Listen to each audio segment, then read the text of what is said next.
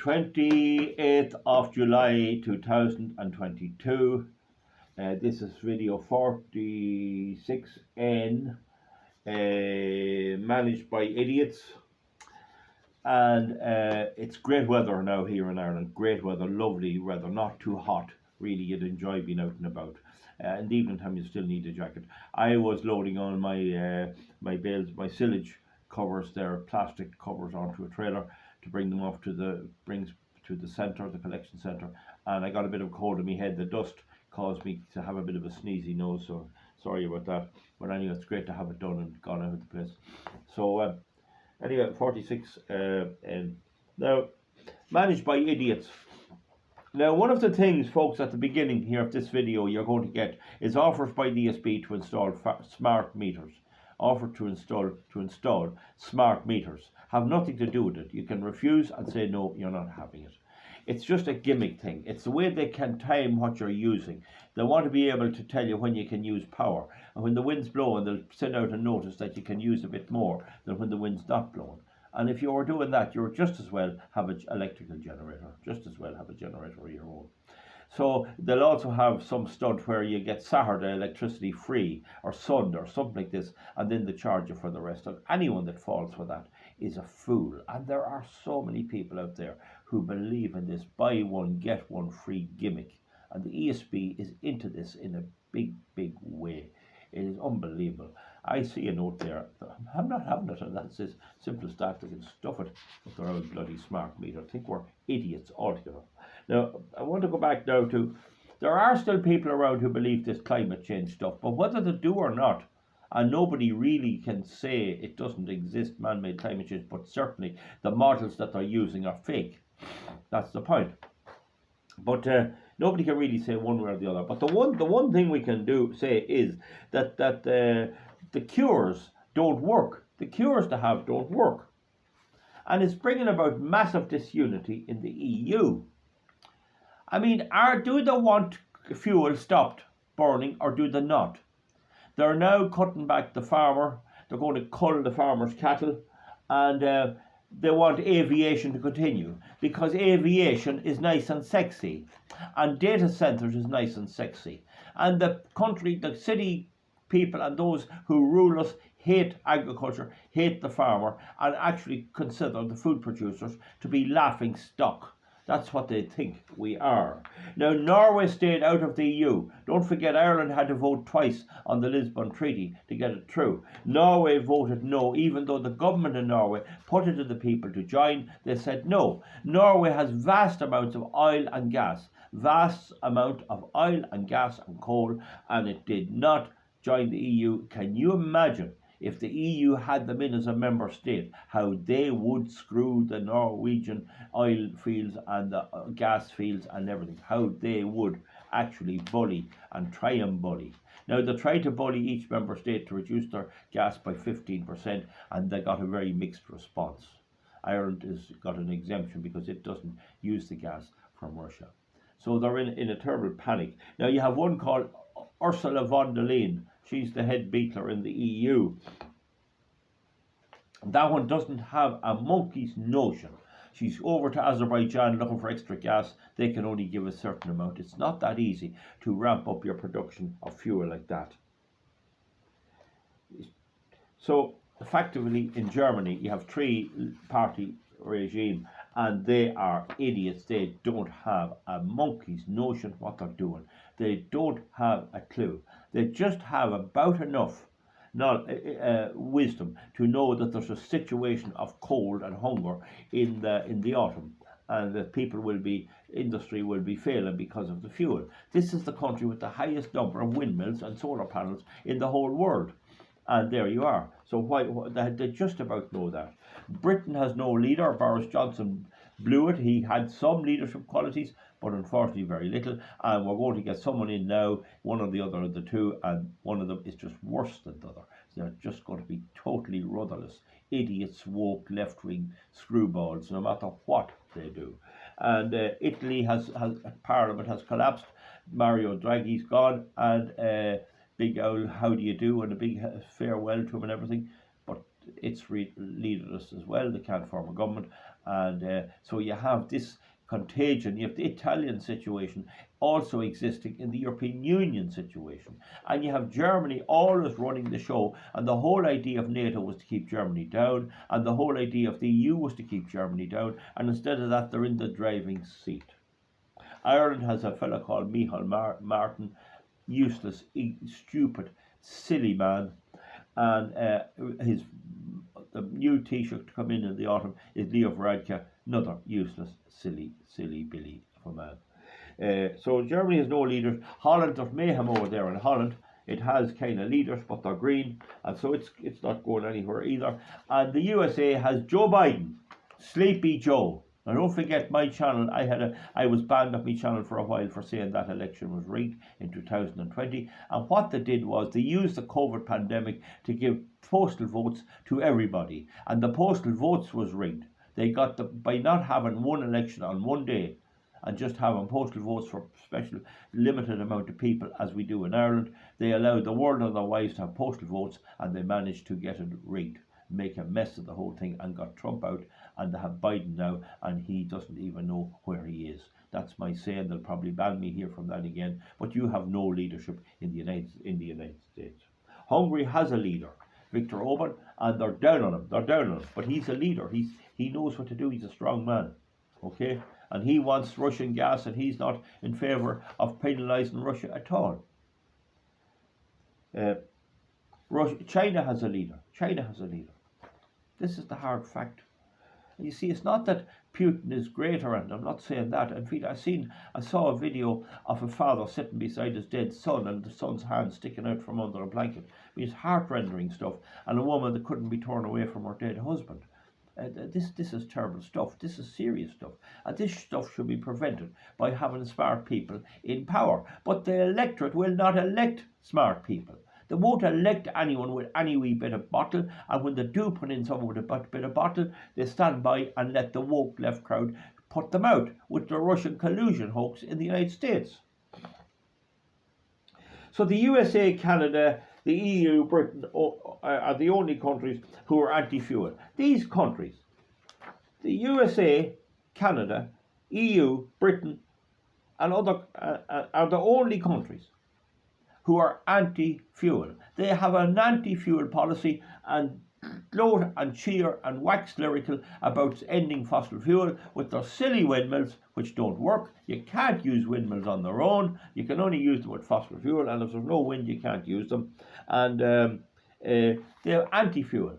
Right, still, there's a panic because they don't have fuel. Which way is it? There's talk, by the way, that Germany will reopen its nuclear power plants. They'll reopen the nuclear power plant. You had Irish radio and television on this morning, all about the health effects of fires. In other words, your fire in the grate can cause health effects, or it can kill you. A fire in Ireland. Imagine a country that used to have turf fires everywhere, open grates, fires in the hearth, and everything else. The big problem with the old fires long ago in the hearth was that they let out too much of the heat out through, and you'd have to sit up beside the fire to get warm, and your back would be freezing. That was the way it was in the old houses long ago. But that's been improved now by better insulation, better doors and windows, and better flues and better fires. There is a problem with fires in some third world countries where they just have a tent or a basic galvanized hut, like a shanty town, and they cook in there, no proper chimney, no proper way of getting the smoke out. They need the fire for smoke, and that does damage people's health. And the answer to that is have the design of the fire better, and use bottled gas as well, and all that. Now, even in Ireland, if you have a bad flue on the house, if you have bad chimneys and that, and you have a cooker, you can have a problem with smoke. But by and large, the ordinary houses and my houses are all grand. You can sit at them there, and some heat goes up the chimney, and it's nice and warm, and it's nothing like a fire. Yet they're coming out against it, trying to hit the fire, trying to hit everything that made life possible in Ireland for our ancestors. Now, so they're lying. RTE now, the radio television, different to my channel, are lying. So now the next thing is they're culling cattle, and they're replacing them with data centres. And there's a big hullabaloo about how they count emissions. I mean, if you generate electricity in Britain and bring it over to Ireland, it counts as carbon free. If you generate electricity in Ireland and bring it over to Britain by an interconnector, it's carbon free. There's no carbon. So if you could power all of Ireland from Britain and all of Britain from Ireland, if you had a big interconnector, and if that were possible to do, if you had enough interconnectors with overground cables, AC interconnecting, if you could do that, and it's very difficult where there's water, you could have no emissions at all. The people of England and the people of Ireland could have no emissions. This is the lying people these are, how they lie. Now, the next thing with the emissions, they want to get rid of the Irish cattle and bring the beef in from Brazil and Argentina and other South American countries, and they will not count Brazil or Argentina as emitters. They'll say that doesn't go into the atmosphere at all. Once it's not in Europe, we're nice and clean. We're virtue signalling. We have shown what we can do. We can brag. This is what this EU has tried to pull, and what it's getting its bluff called. The rest of the world is merely laughing. It's merely laughing at what they're doing. It's making a laughing stock at these silly Ursulas and idiots. Oh, they're just doing this. So now, I told you about the interconnector. It's doubtful if the Celtic interconnector from France will go ahead. In fact, maybe the North-South interconnector mightn't. You wouldn't know. It depends. But the point is, surely it's a gas interconnector they want. But then we're very lucky in Ireland. They admitted that our gas from Britain is better, more secure, because we have no pipeline to the EU. If we had a pipeline, we'd have to supply them with their with their gas. We would have to cut down our use of gas by 15% or more and pipe it over to France. That's what they would make us do, and that's what Micheál Martin and all of them, including Sinn Féin, would all agree to. Yet there's no word of aviation or anything else. And now there are going to be millions coming in from the carbon tax on this very same fuel, and they're going to spend it, Sinn Féin and them all the same. Talk about making idiots of the people. Now, Ursula begging for fuel. Ursula von der Leyen is begging for fuel of all the worlds where it is, anywhere she can find it. And so is Joe Biden over begging the Saudis for oil. The Saudis is busy importing oil from Russia, and the United Arab Emirates are busy importing oil from Russia. And Biden if the Biden gets any oil from Saudi, it'll be Russian oil that's pumped through Russia. And it was on the news that Macron in France is quite prepared to take oil from the United Arab Emirates, which originated in Russia. But by getting it to the Emirates and then bringing it from the Emirates, it appears to be sanction free. It's not Russian oil at all, even though it is Russian oil, 100% Russian oil. That will show you the duplicity and the corruption of Macron. Now, they're telling us to stop using it. And Eamon Ryan, the Irish Green minister, his answer to being cold is, when you make your cup of tea or coffee, put your hands around the cup and you can warm your hands on it. That this is what this film is all about. And having lettuce growing in south-facing window boxes. So anyway, can they be got out? Can anything be done about them? I don't know. I do know a lot of my neighbours all over County Louth, County Cavan, County Meath and County Monaghan will still stick to Fine Gael, Fianna Fáil, and then there's a heap of them moving to Sinn Féin. They seem to think that Sinn Féin is going to be different. They're making an unbelievable mistake. Although Matt Carthy was on the radio yesterday talking about the fact that airlines are not included in the emissions and talking about data centres. He got that from the Healy Race down in Kerry. And we can see that only for the rural independent TDs, we'd have no one to talk for us at all. We wouldn't even have anyone to speak up for us. And this is the situation. Can anything be done? Well, I hope the present government lasts through most of this winter. And I think that the deprivation there will probably dent them at the polls. I think the people might start voting for the odd independent. I think that in Germany and other places you'll see riots. There's riots in Holland. I think they're afraid of riots because when the people see their mothers cold in the houses, I think at that stage they will riot. But don't forget, Blaming the Ukraine situation on this is only bringing it forward a year or so. This was coming anyway. Here you have a policy to stop using fossil fuel, and when the fossil fuel is cut off, there's panic stations. So it cannot be both ways. We're dealing with leaderless, principlelessness, people with no principle, idiotic, incompetent idiots running Europe and America and Canada. And what's happening behind the scenes is China, India, and Russia are conspiring and cleverly using the whole situation to push out the West altogether. They feel Europe and America have nothing to offer the world. Nothing to offer the world. They have a lot more. Now, whatever you might say about Europe and America, they are democratic countries, whereas the other countries, except India, are not. But still, India is a democratic country. So the object is to push Europe one side.